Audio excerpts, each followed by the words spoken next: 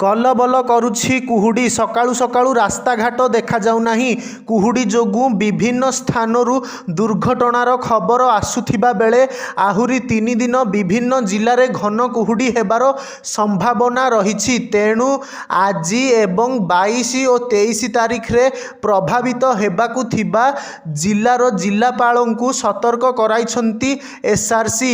ଆଜି ସକାଳ 8ଟା 30 ଯାଏଁ କନ୍ଧମାଳ, ନୟାଗଡ଼, ଖୋର୍ଦ୍ଧା, ଗଞ୍ଜାମ, କଳାହାଣ୍ଡି, ବଲାଙ୍ଗୀର, ସୋନପୁର, ବୌଦ୍ଧ, କଟକ, ଢେଙ୍କାନାଳ, ଅନୁଗୁଳ ପାଇଁ ଆଲର୍ଟ ଜାରି ହୋଇଛି। ତେବେ ଆଜି ସକାଳ 8ଟା 30ରୁ 22 ତାରିଖ 8ଟା 30 ପାଇଁ ବାଲେଶ୍ୱର, ଭଦ୍ରକ, ଯାଜପୁର, କେନ୍ଦ୍ରାପଡ଼ା, କଟକ, ଜଗତସିଂହପୁର, ପୁରୀ, ଖୋର୍ଦ୍ଧା, ନୟାଗଡ଼, ଗଞ୍ଜାମ, ଗଜପତି, କନ୍ଧମାଳ, କଳାହାଣ୍ଡି, ରାୟଗଡ଼ା, କୋରାପୁଟ, ସୋନପୁର, ବୌଦ୍ଧ, ଅନୁଗୁଳ, ଢେଙ୍କାନାଳକୁ ଆଲର୍ଟ ଜାରି ହୋଇଛି। ଘନ କୁହୁଡ଼ିକୁ ଦୃଷ୍ଟିରେ ରଖି ଅତ୍ୟାବଶ୍ୟକ ପଦକ୍ଷେପ ଗ୍ରହଣ କରିବାକୁ ପରିବହନ ଓ ପୋଲିସକୁ ନିର୍ଦ୍ଦେଶ ଦେଇଛନ୍ତି ଏସ୍ଆର୍ସି।